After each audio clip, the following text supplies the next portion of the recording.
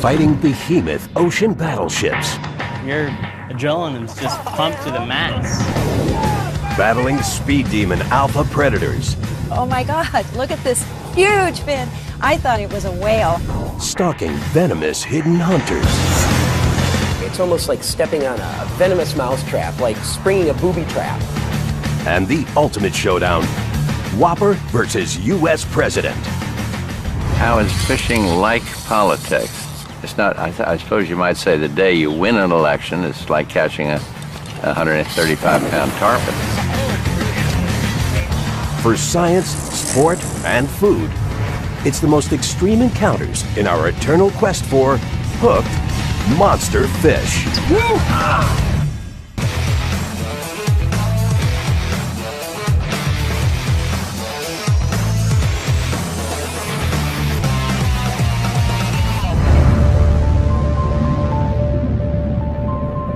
Mammoth whoppers rule our waters. In these murky depths, we're just visitors. Yet we're driven to uncover them, understand them, and take them on. Back-breaking battles, tough tests of endurance, colossal contests of skill and will. On the front lines of man versus beast, we challenge and celebrate the world's mightiest monster fish.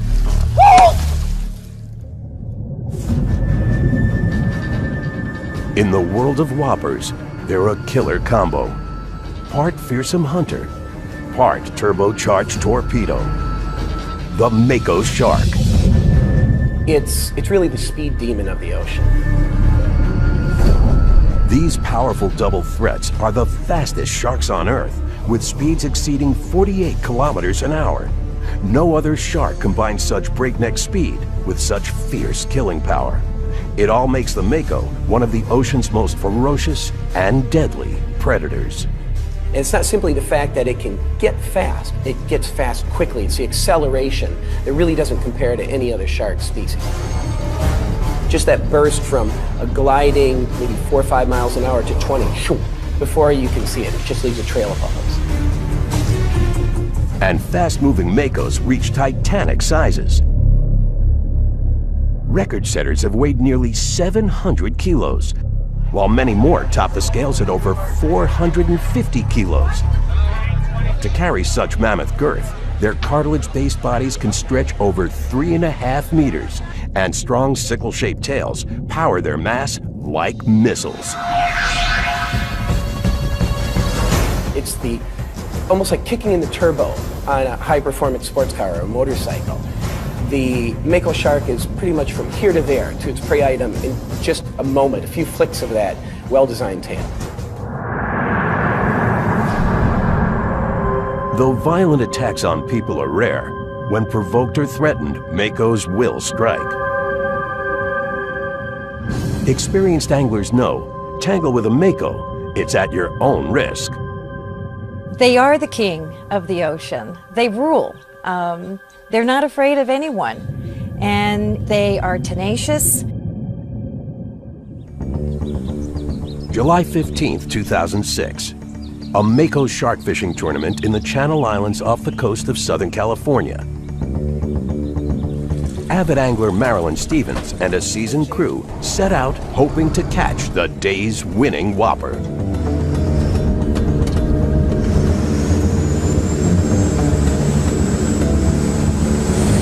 Reaching the open ocean, the crew drops some tempting shark bait, a punctured bucket filled with fish guts. Okay guys, chum's over. Chum's going in. Some sharks can smell blood in the water at an astounding 1 part per million. That's the equivalent of detecting a few drops of blood in an Olympic-sized swimming pool. The crew watches and waits. Suddenly, 100 yards from the boat, they spot a fin. It's so big, they're not sure what species they've lured. We all screamed and yelled and carried on and said, oh my God, look at this huge fin. I thought actually it was a whale. Marilyn's determined to find out. But before she can get closer, the fin disappears. turn it around. He's not coming back in, look. Marilyn fears she's lost the catch. But a few hours later, it's back. There was that fin again, now only about 30 yards out from the boat. Up close, there's no doubt, it's a mighty mako. The crew casts a baited line towards the fish, but the fin disappears once more. With the clock ticking, Marilyn's hopes for the tournament trophy disappear with it. He's not taking it yet. Then, without warning, she feels an arm-ripping heave on her line. Oh, man! Oh! It was a very, very different experience than I've ever had. The tug was incredibly powerful. With the reel spinning fast, it's hard to stay calm. But Marilyn knows, against a mako, she needs a strategy. To hook it, she's got to let the shark grab the bait and run.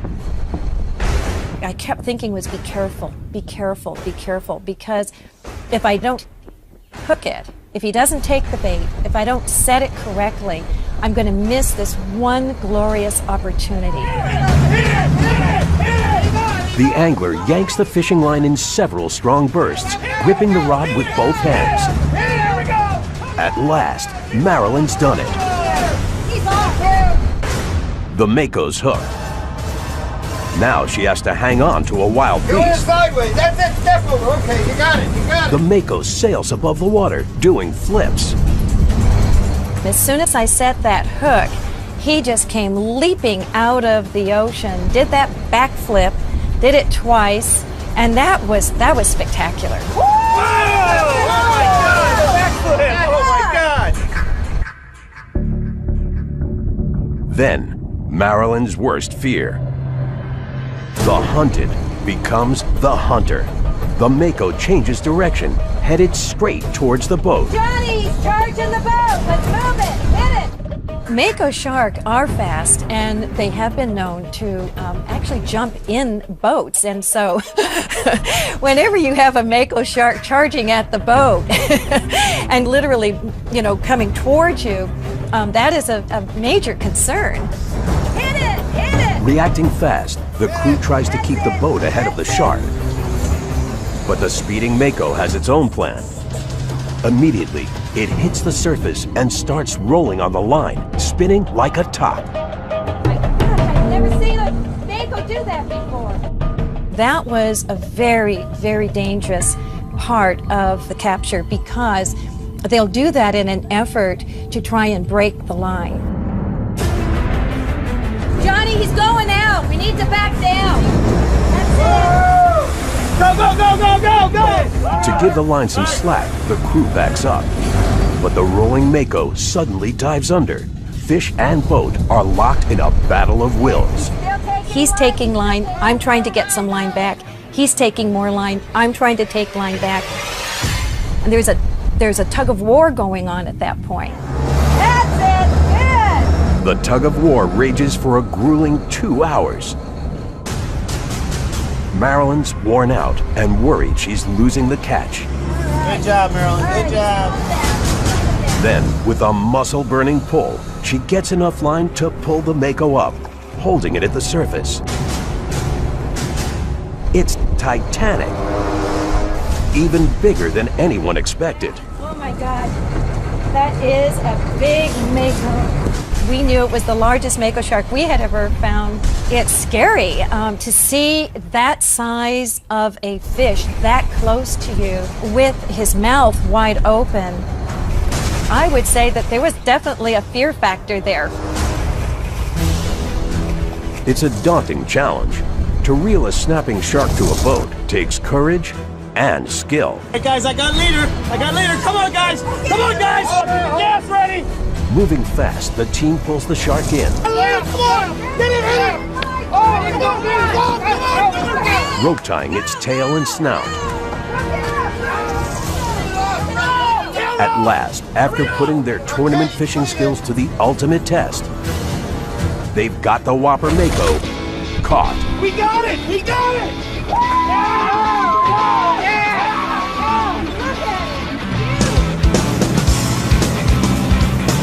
back on shore, game officials are stunned. It's a grander plus. 1,060! Tipping the scales at over 770 kilos. Okay, thanks, Carolyn. 80 inches. Stretching more than 3 meters. Oh, man. Marilyn takes the tournament and shatters the record for the largest mako ever caught by a female angler. The team donates enough shark meat to make 2,000 meals for the homeless.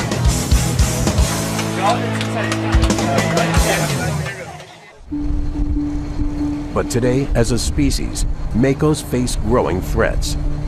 Alarming evidence shows a double danger. Makos are getting smaller on 2 fronts: numbers and growth.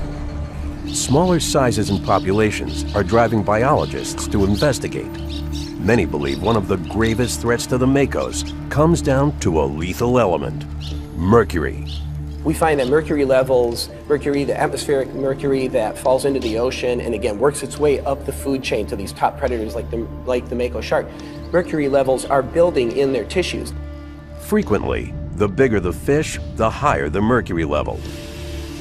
Also known as quicksilver, mercury's a heavy metal, a powerful pollutant that gets into the air and water.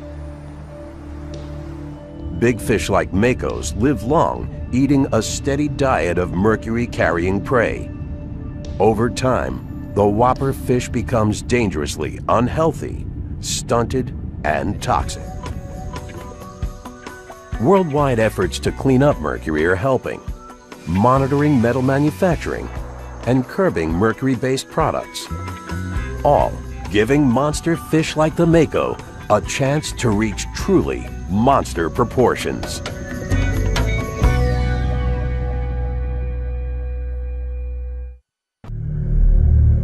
Among the planet's mightiest whoppers, hulking and huge, they glide through the water like behemoth battleships. The Goliath Grouper. Goliath groupers live up to their name. Colossal cousins to the sea bass, Goliaths are the West Atlantic's largest groupers. These whoppers grow as long as surfboards. Record Goliaths have topped the scales at nearly 700 kilos, stretching almost 2.5 meters. These guys are like swimming foam booths sometimes. They're just huge. The Goliath's super size is a monster survival advantage. Powered by hunting instincts, giant Goliaths are fiercely territorial and hungry. Fish, shellfish, and even sea turtles who swim into Goliath turf fast become food. And as for predators, Goliaths get so big, they outsize hunting barracudas and sharks. Only the largest predator even attempts a Goliath kill. For anglers, tackling a Goliath grouper's a tough test, fighting a mammoth fish that won't quit.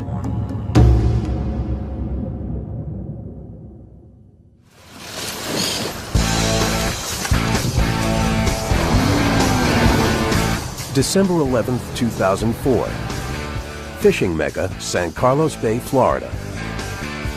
Professional fishing guides Nelson Diaz and Ben Chansey set out together with only one species in mind: Goliath grouper. And the men know there's only one place to go: the Sanibel Causeway Bridge, Goliath's stomping ground. Here, these territorial fish take advantage of concrete pylons, ideal cover for ambushing prey.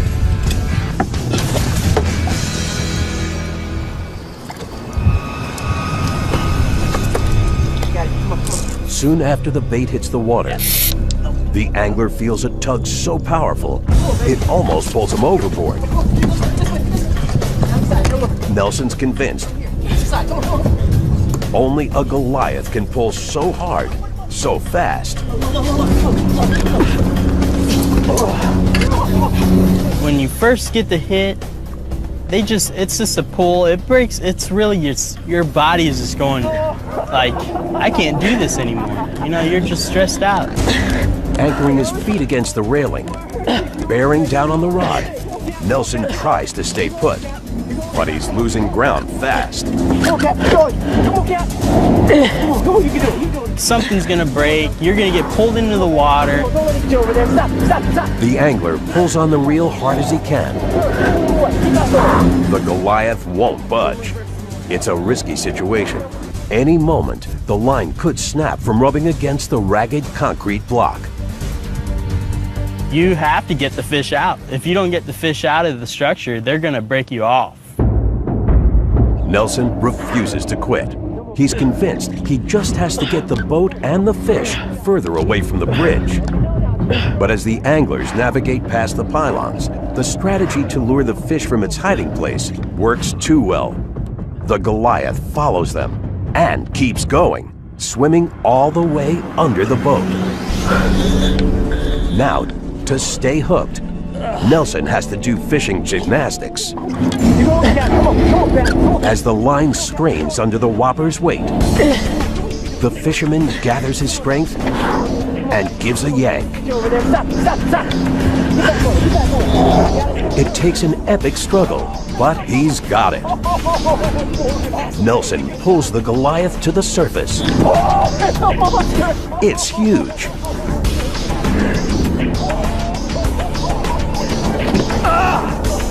God! Yet a new battle's just begun.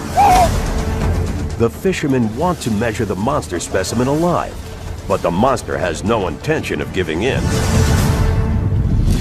The Goliath thrashes and slaps. Using an instrument called a boca grip, the angler corrals the fighting fish.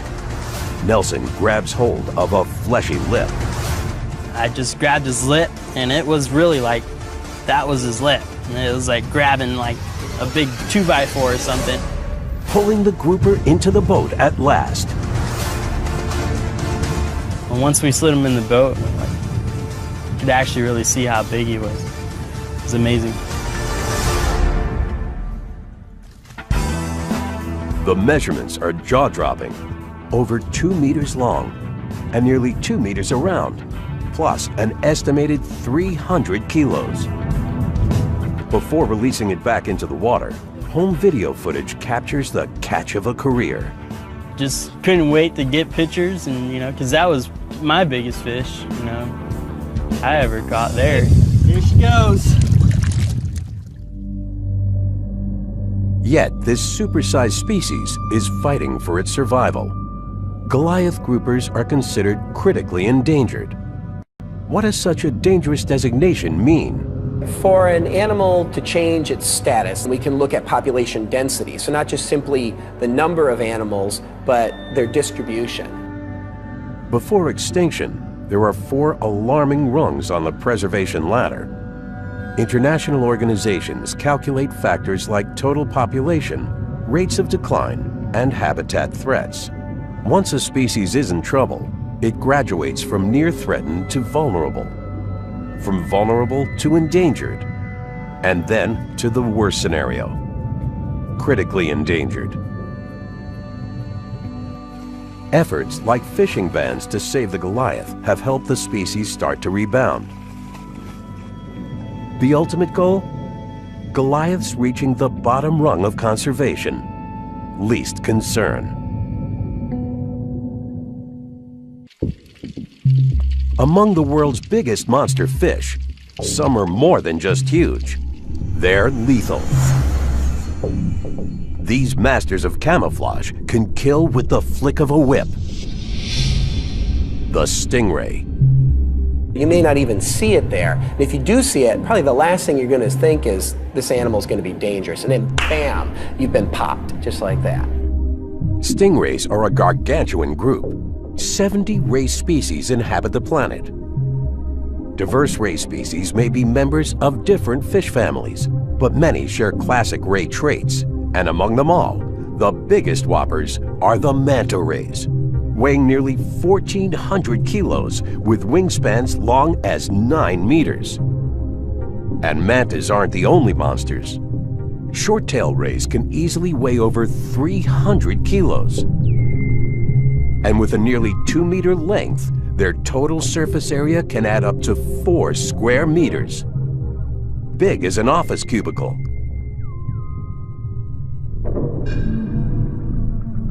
Bottom-skimming rays are passive feeders with an edge.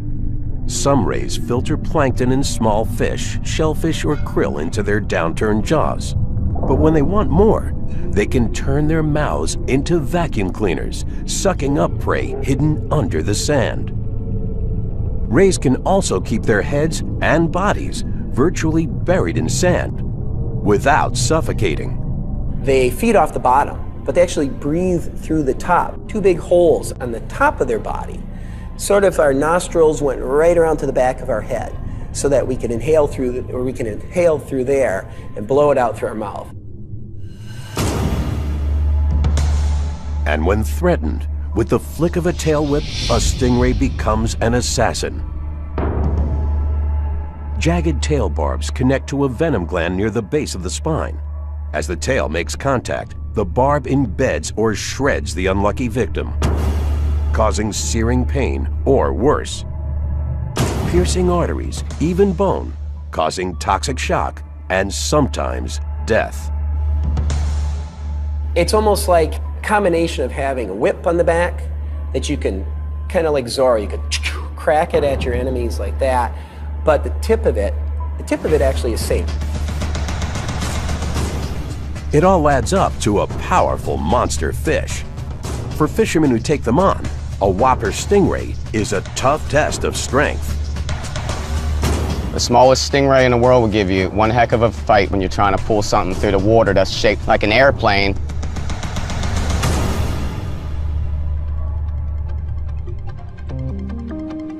August 10th, 2007, Chesapeake Bay Bridge Tunnel, Virginia. On a mission to catch a whopper, avid angler Jason Bell stakes out a prime spot on the nearly 200-meter-long Seagull Pier, a fishing hotspot, projecting anglers far out and 9 meters above the bay. Scanning the waters, Jason casts his baited line. Setting the line to free spool, the angler props the fishing rod against the pier's railing and briefly turns away. Suddenly, the reel starts to wail.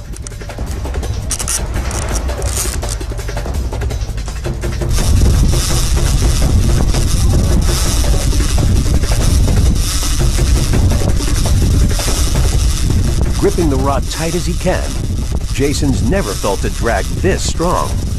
Basically, it felt like I really hooked a submarine. The long fishing rod bends dangerously towards the water. At any moment, it could snap. All at once, the water's surface breaks. A dark mass moves and ripples below. The angler recognizes the shape, a whopper ray. I could see like a big old brown diamond-shaped thing swimming on the water, and instantly I knew it was a stingray. Jason gets a glimpse, but not enough to determine the fish's full size. The ray dives down deeper. The angler's worried the stingray might bury itself on the sandy bottom. If he would have ever got on the bottom, I would have never gotten him up. But the stingray has other plans. The fish pulls his line all the way under and out the other side of the pier, dangerously close to the cement pylons where the thin line could fray. In a desperate move, Jason locks the reel. It's a risky maneuver. The ray can't pull out any more line. But with the added tension, the thin filament is in greater danger of breaking. The fisherman holds tight. His arms are near the breaking point. Gathering his strength, Jason manages to reel the ray back to his side of the pier. Success! But it's only half the battle. the ray's still deep underwater. To get it to the surface, Jason has to hoist the flapping stingray straight up. It's tougher than lifting dead weight. When you're pulling a bucket through the water, it has a lot of water resistance just because of the sheer mass, the sheer size of the fish. After a backbreaking 60 minutes, Jason gets the whopper ray to the surface with a powerful heave. He can't believe his eyes. It's even bigger than he imagined. But as he struggles to pull the ray out of the water, the angler realizes it's impossible. He needs more muscle, fast. He calls out to a bystander who rushes in to help, using a gaff and rope to hook the ray. Once it's gaffed, Jason throws down his rod. Together, the men fight a bloody tug of war, literally. As I was pulling up on the rope, it was cutting right through the palm of my hand just because it was so heavy. For this phenomenal fish, they're going to need even more brawn. Incredibly, it takes 4 men, 8 arms, and many long minutes to hoist the ray. At last, they've done it. The men get the Leviathan onto the dock. Mission accomplished. It's a monster, weighing 126 kilos. The stingray's nearly 2 meters across, stretching over 1.5 meters long. As Jason's photo shows, it's bigger than a car's hood. A pending world record for the largest stingray caught on rod and reel. It's the biggest thing I've ever caught. It's fought me longer than anything I caught.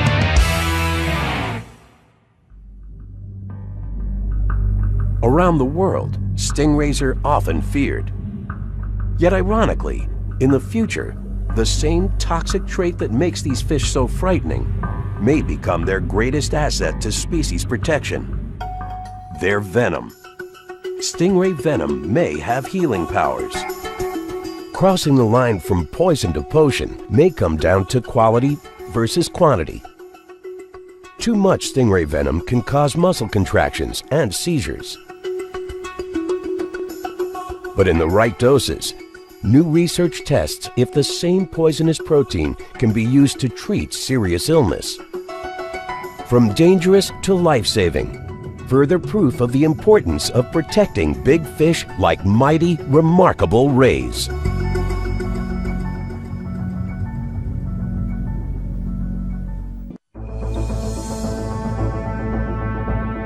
In the world of whoppers, they're like long-distance submarines. And when it's time to hunt, this swimming fleet becomes a battalion, the northern bluefin tuna. They just swarm in and attack their prey, and the prey might just explode out of the water. They move so quickly. Kilo for kilo, bluefin are some of the biggest fish to roam the open ocean. Whopper bluefin have tipped the scales at 680 kilos, stretching over 4 meters. But unlike most big fish, behemoth bluefin roam in packs. They're the largest bony fish to swim in schools. Unusual behavior for animals big enough to survive solo, yet it's extremely smart. Schooling creates a dense mass of shimmering bodies underwater, deterring predators like sharks, who find it much harder to penetrate and charge a shifting and fast-moving gang. They don't just have the advantage of strength in numbers, they have, well, truly they have stealth and intelligence in numbers to respect. And when it comes to the hunt, schooling bluefin become a deadly swarm, executing maneuvers en masse, attacking prey like a brigade. If bluefin had a killer's credo, it'd be all for one.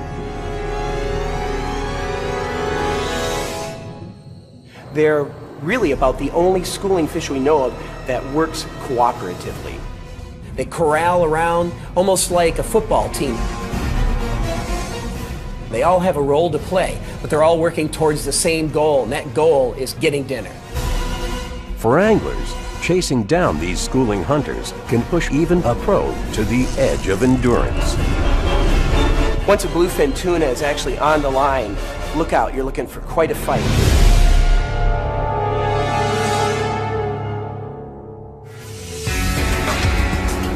June 24th, 2007. Famous fishing hub, Virginia Beach, Virginia. Experienced angler Bo Haycox, his father and friends, set out on an expedition, hoping to catch a big marlin.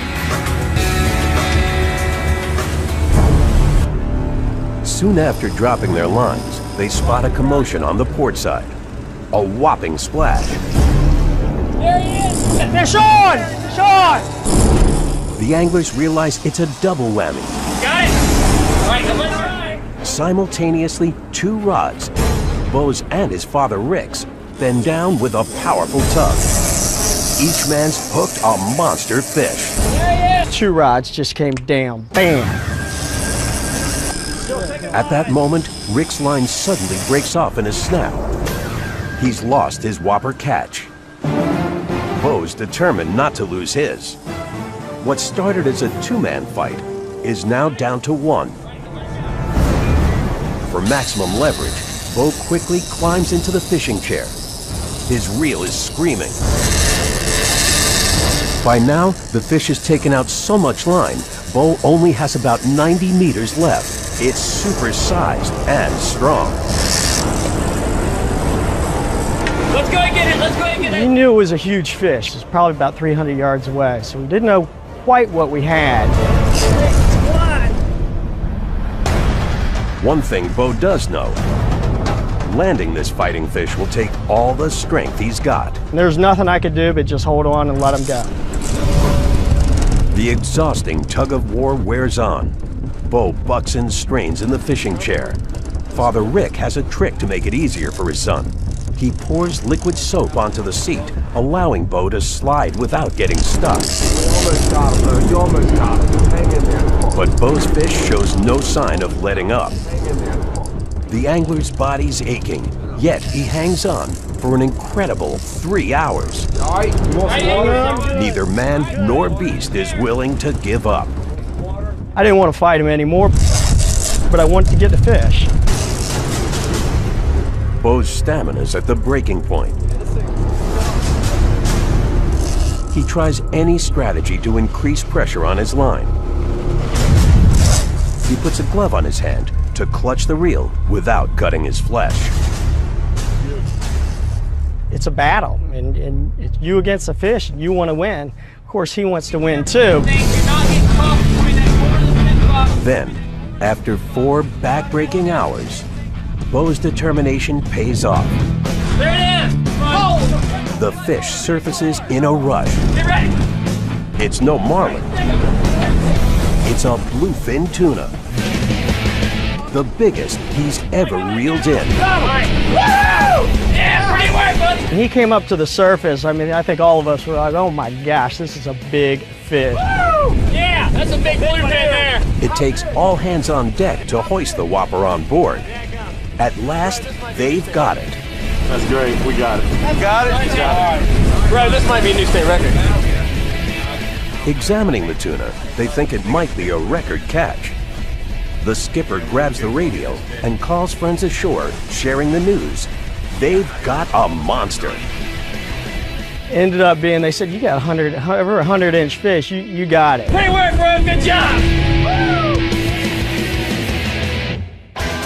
At the docks, a huge crowd's gathered. It takes 10 men to lift the giant tuna. The mega catch stretches an astounding 2.7 meters long, weighs 259 kilos, and measures nearly 2 meters around. A record breaker, Virginia State's largest bluefin tuna catch.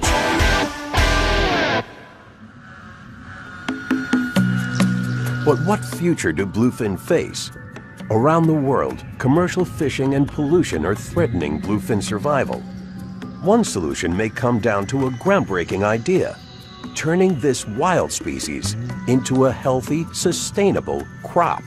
The challenges are immense, In order to reproduce sustainable species, you need to be able to spawn, gather, and fertilize their eggs for successful reproduction.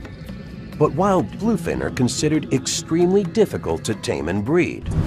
That is, until now. Though it's still challenging science, successful tuna farms in South Australia and Japan are leading the way to captive breeding. Intensive research has fueled critical innovations, including captive bluefin breeding from eggs.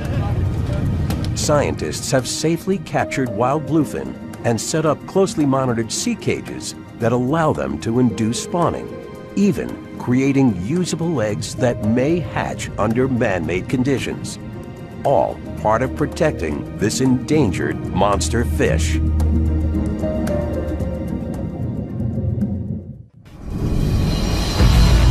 In the most extreme fishing quests, some monster fish are among the most prized catches on Earth. The tarpon. Ancient survivors, strong, tenacious, a tough test of skill and will. For one former U.S. president and an Olympic athlete, the ultimate battle of man versus whopper. This tarpon is just huge thrill because of his size and his majesty and the beauty. It was just great. Atlantic tarpon are prehistoric predators dating back 300 million years. Part of their epic survival comes down to mammoth proportions. Longer than bathtubs, whopper shimmery silver tarpon can stretch 2.5 meters and weigh over 130 kilos. These are enormous fish. They're like Escalades covered in chrome, just cruising through the shallows of the Gulf waters. They're huge fighters, very strong fish. One advantage to growing huge is a mouth built like an armored trap. Tarpon jaws are connected at the throat by a bony plate and held together by ligaments and muscle. Their bony mouths literally work like snapping traps, helping tarpon catch, crush, and devour fast-moving prey with powerful force. But for anglers, penetrating these bony jaws is one of the biggest tests in sport fishing. Most hooks simply fall flat against these crushing maws. And if an angler's lucky enough to penetrate a chink in the tarpon's armor, he's in for a fight. Hang on. Famed anglers have taken on tarpon for generations. Herbert Hoover was a tarpon fishing fan. And in 1937, Franklin Delano Roosevelt and his boatmates reeled in an 80-pound Texas tarpon. And the latest leader to battle this formidable fish? See that breaking water out there? 41st President George Herbert Walker Bush is a self-described fishing fanatic, an avid angler for 80 years. A childhood passion that began here at his Kennebunkport, Maine home. Even anglers accustomed to dealing with affairs of state embrace fishing's conquests, R&R, and family bonding. And in our family, we do it with the different generations. That's my beloved daughter. That one is the President of the United States fishing with his father. But the thing I love about this one is that it shows that you do a lot of heft to get that lure out there. That'll show you 2 generations, enthusiasm of 2 generations of bushes. Did that bring a smile to your face? It sure did. I don't want to lose him now. Like many anglers, Bush has favorite fishing buddies, including Olympic downhill skier and tournament fisherman Andy Mill. You want to net this fish for me?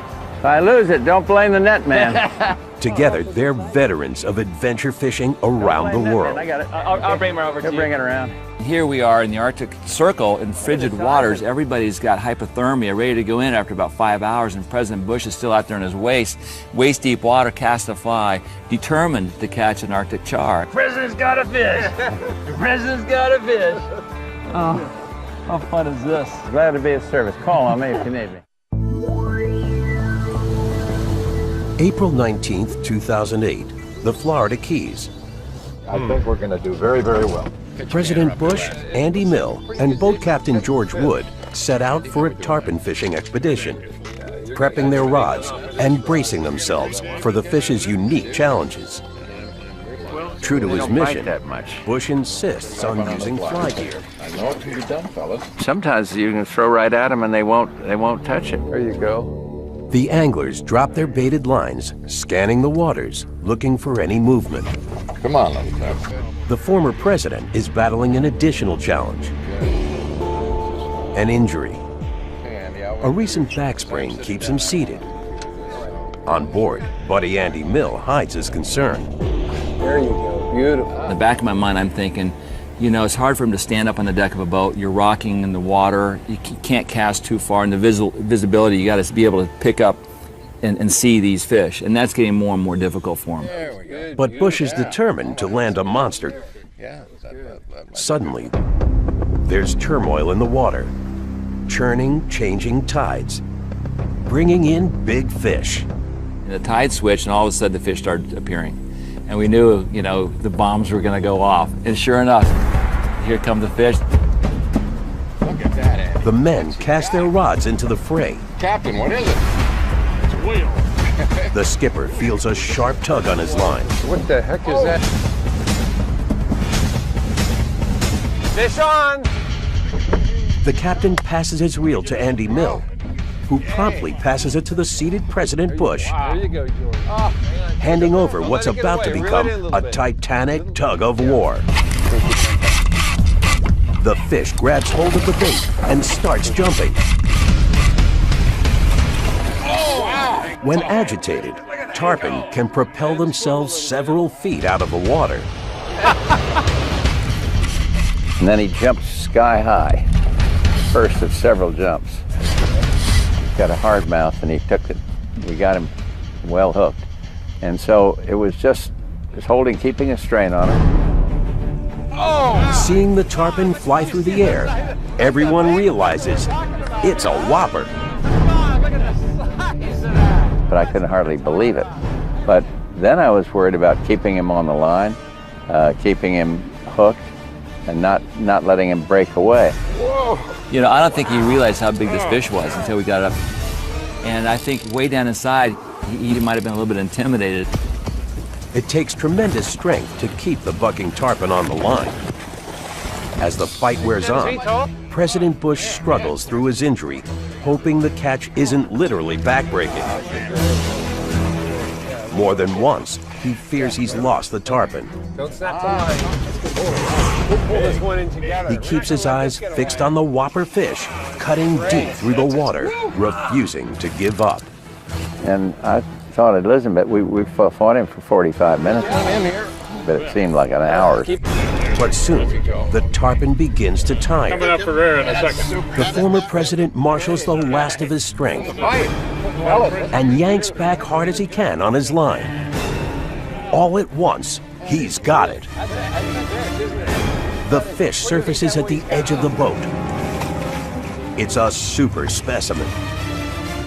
When we got that big fish up next to the boat, I had a lot of anxiety in the fact, knowing the situation. And I'm begging, I'm praying with everything I had that we could pull this fish into the lap of the president.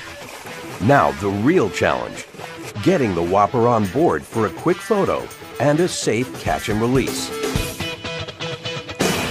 It means hauling up a mass of wriggling muscle without injuring or losing the catch. Wasting no time, experienced Captain George Wood steps in. Success. That is big fish. I think maybe you've seen the picture of the two of us holding him, and then we just turned him loose and away he swam. Before letting it go, the seasoned team estimates the fish's length at almost 2 meters, almost 1 meter around, and a whopping 61 kilos. Even for a president with over 8 decades of angling experience, the conquest was one of the highlights of his sport fishing career. These are some great flies. I just haven't tried them, but I will. I'll be out there as soon as the fish get out there. How is fishing like politics? More mice. They get ridiculed if you break out the mouse pouch. I suppose you might say the day you win an election is like catching a 135-pound tarpon. I'll never forget it. Lifetime experience. This was better than walking up Madison Avenue following Sophia Loren. Around the world, tarpon trophy fishing is facing a new frontier and attitude towards saving the fish competitors' catch. In the past, tarpon fishing tournaments were really trophy tournaments. Catch the fish, get it mounted, put it up on the wall. That's changed these days, and this is the trend of tarpon tournaments around the country. And it's not just tarpon. From bass to marlin to sharks, catch and release techniques and regulations are blazing new trails amongst tournament fishermen. On board, fish preserving cages called keep-alive boxes, built-in live wells, and careful weigh-in techniques are all helping fishermen win trophies without fatally harming the species they hunt. You want these fish to move and to be protected, so I'm a big fish and release man. The big guys you want to treat with respect. Colossal creatures. Titanic beasts that rule our waters with incredible power. Wherever and however we encounter them, for sport, study, or food, these apex predators and giant whoppers deserve our respect. So we can continue to treasure and take on the world's most astounding monster fish.